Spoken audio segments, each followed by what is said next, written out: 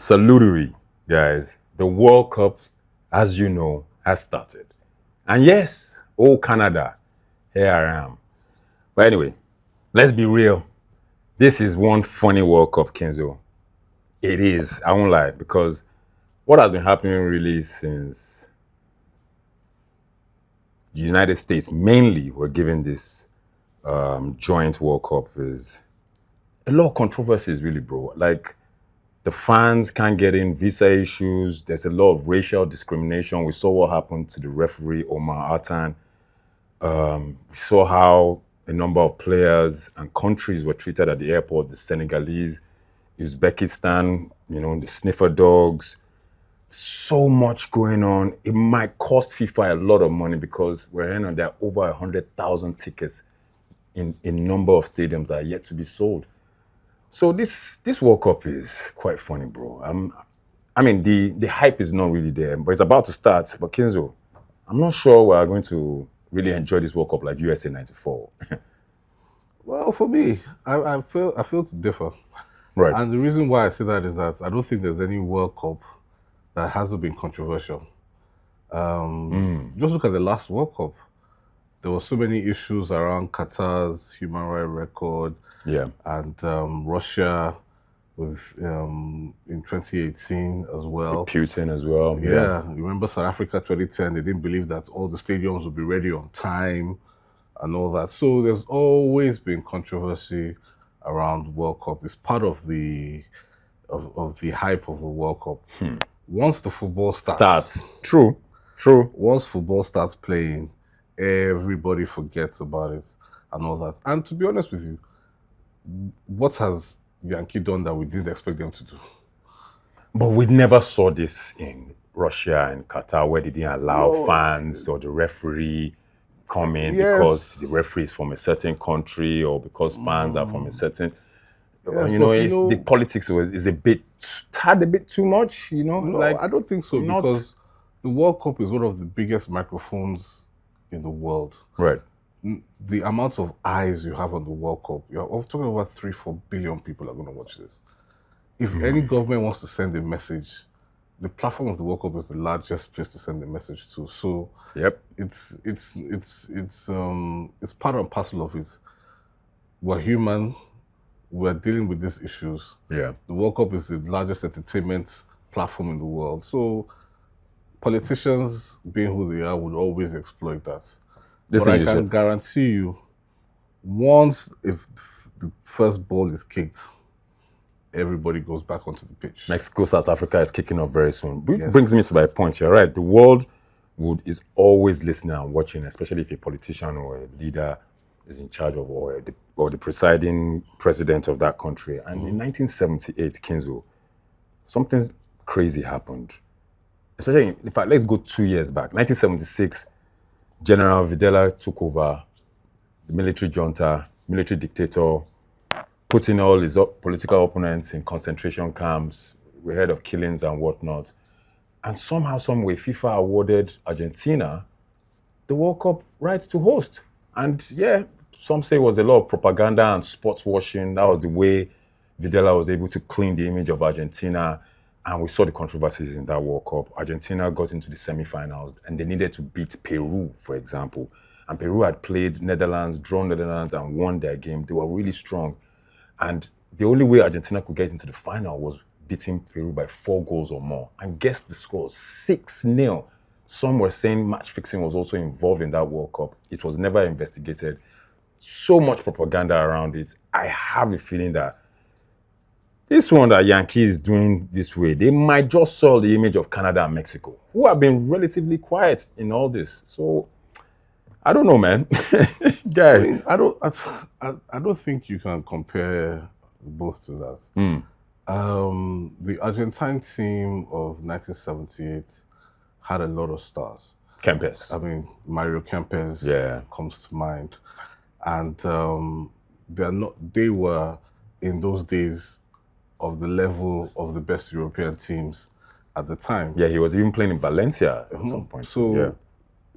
I don't think the American or the Mexican team are at that level as well. And sports washing is not something new to sports entertainment. True. The easiest example I can give to you is the 1936 Olympics. It was in Germany, and Hitler was the one that declared the Olympics open. It was held in Germany. Shout out to Jesse Owens and them. Exactly. Nice, true. Good history, it's part and parcel of humanity. That's who we are as a people. So what happens is that no matter what happens, the sport will always shine through. Well said, brother. Well said, brother. What made you fall in love with football, bro? You have to. I'm pretty sure it's a World Cup. Yes. What was your first World Cup? Because that's the next question, really, for most people. I was born in 1978. Oh wow! I actually shared that. My grey hairs show, and my first World Cup. We were lucky enough in Nigeria at that time that NTA used to show live World Cup games. I'm telling you, bro. We didn't need satellite or anything like that. Yeah, NTA used to show live World Cup games. So my first World Cup game that I remember was the quarterfinal, Argentina-England. Fantastic. Mexico 86, the hand of God. Not the hand of God, the second goal. But you saw the hand of God eventually. Well, at the time, I didn't know that we didn't have VAR, all those things at that time. So it was debatable until the pictures came out the next day and everything. The replay wasn't even as great as it is now. Yeah. But you can't deny the second goal from Diego Maradona. Bro, one of the greatest goals ever, man. And that was it. And in that World Cup, you had the Brazilian Careca, you had Tigana and Platini for France. You had Beckenbauer. Rummenigge for Germany. You had, what's his name? Libero, number 4. Lothar Matthäus as well, you know. So there were so many great players. You know, Gary Lineker. For me, it was Italian 90, though. I don't know, because I saw bits of 86 too, but you know, starting a tournament, the first game, you know, Argentina, Cameroon, that was crazy. 2 red cards to Cameroon. Oman Biggs scoring a header, you know, Pompidou in goal. Maradona was in his prime. You know, just winning. Was he really? He just won. He was in his prime. He had just won 86 World Cup and won Syria with Napoli. I don't think around that 88, 89 period. Yeah. So, bro, he was in his prime. Trust me. You know, actually, that time, they got to the final. I know. I actually thought the Dutch team were going to do something. Yeah, I actually thought the Dutch team in 1990 because they won 88 euros. That's Gullit and the likes. So I expected. I thought they were going to do something, and I thought England were really strong as well.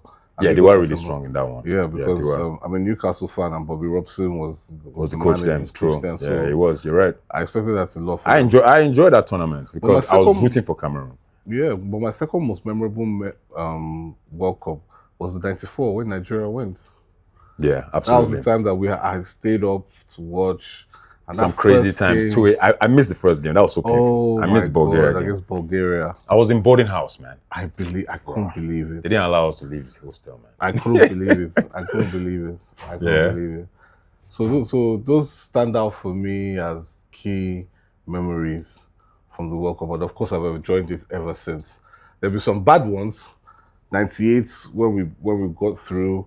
We got to the second round. We became very complacent and we lost 4-1. It was bringing me to my next question. Really, my final and last question. I was gonna ask you, what was your most painful World Cup experience? That has to be it. Yeah, 1998, right? That has to be it. Because after beating Spain, come on. And we did so well. We already thought we were going to beat Denmark. We were already thinking about the next game. And to think that the Laudrup brothers just ran Sand. Remember Sand? I can never forget that number. Number 19. Sand. Yeah, that was the last time I ever cried about a football match because I watched it by myself. I was in university at the time, and then it was summer, so we had gone home.